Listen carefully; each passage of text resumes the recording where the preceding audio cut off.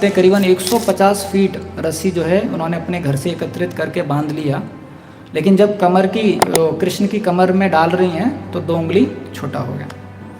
तो फिर यशोदा माई बोलती हैं, ऐसा करो आप अपनी सारी गायों की रस्सी लेके आ जाओ। अब देखिए 9 लाख गाय तो यशोदा माई पे थी और उनके पास भी कितनी सारी गाय होंगी। तो सब रस्सियों को इकट्ठा करके फिर डालती हैं 2 उंगली छोटा।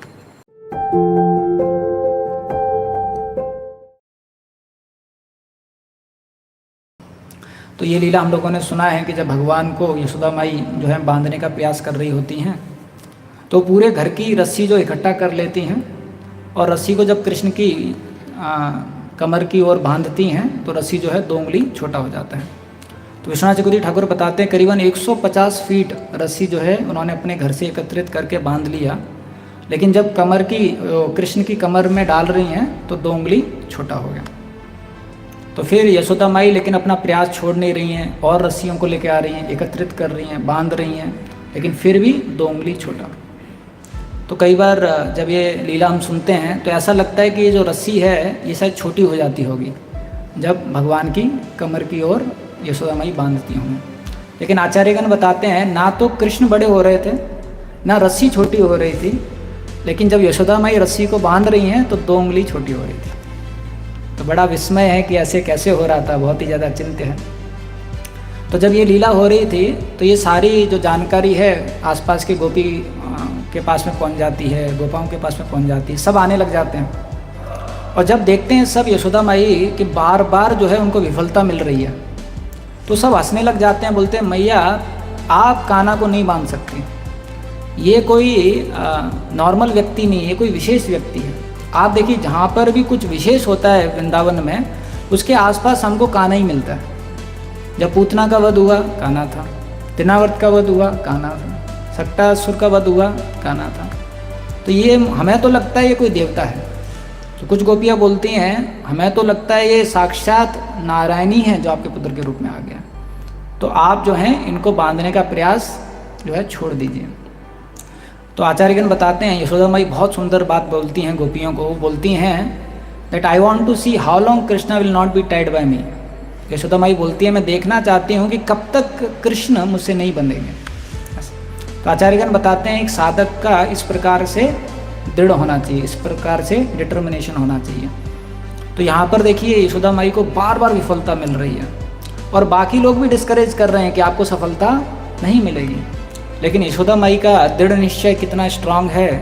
वो बोल रही हैं कि मैं देखना चाहती हूँ कब तक मुझे सफलता नहीं मिलेगी।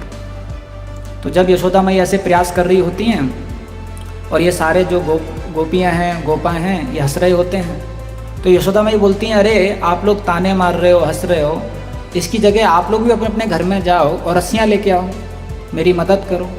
तो सारी गोपियाँ जाती हैं अपने अपने घरों में, रस्सी लेके आती हैं, यशोदा माई उसको पूरा इकट्ठा करती हैं, बांधती हैं और फिर जब वो कृष्ण की कमर पे डालती हैं तो 2 उंगली छोटा। तो फिर यशोदा माई बोलती हैं ऐसा करो आप अपनी सारी गायों की रस्सी लेके आ जाओ। और देखिए 9 लाख गाय तो यशोदा माई पे थी और उनके पास भी कितनी सारी गाय होंगी। तो सब रस्सियों को इकट्ठा करके फिर डालती हैं 2 उंगली छोटा। तो ऐसे जब ये लीला चल रहा होता है तो शाम हो जाता है और सूरज जो है ढल जाता है, चंद्रमा आ जाता है। तो सारे गोपियाँ सोचती हैं कि कृष्ण का जो सुंदरता है अभी और कितना ज़्यादा निखर गया है चंद्रमा के आने के कारण। तो वो सोचती हैं यशोदा माई तो छोड़ेंगी नहीं, ये तो बांधना चाहती हैं, लेकिन हम कृष्ण की सुंदरता जो है उसको निहारना चाहते हैं, लेकिन अभी अंधकार हो गया है तो हम कृष्ण की सुंदरता को निहार नहीं पा रहे हैं। तो वैदिक समय में और अभी भी हम देखते हैं, अगर साउथ इंडिया में आप जाएंगे तो पुजारी जो है अगर आप भगवान का दर्शन करना चाहते हैं तो पुजारी क्या करेगा, लैंप लेगा और उस लैंप से पहले भगवान के चरणों के पास में लेके जाएगा, जिससे कि आप भगवान के चरणों का दर्शन कर सको। फिर वो लैंप को भगवान की कमर पर लेके आएगा, फिर भगवान के मुख पे लेके आएगा, फिर भगवान के पूरे शरीर पे वो करता है, जिससे कि आप भगवान का पूर्ण रूप से दर्शन कर सको। तो सारे गोपियाँ सोची हम भगवान का दर्शन करना चाहते हैं लेकिन अंधकार हो चुका है, तो सब अपने अपने घरों में जाती हैं और दिया लेके आ जाती हैं और फिर वो जो दिया है दिए से भगवान की सुंदरता को निहारने के लिए भगवान के शरीर के ऊपर जो दिया है वो लगाने लग जाती हैं। तो वहीं से ये प्रथा जो है कि हम दिया जो है भगवान को चढ़ाते हैं दामोदर महीने में, उसकी शुरुआत इस लीला से हुई कि सारी गोपियाँ जो हैं भगवान की सुंदरता को निहारने के लिए जो है दिए से भगवान का दर्शन कर रही हैं। तो ये जो है दामोदर महीने में बहुत मुख्य अंग है कि सब भक्त लोग जो हैं वो दिया जो है वो अर्पण करते हैं।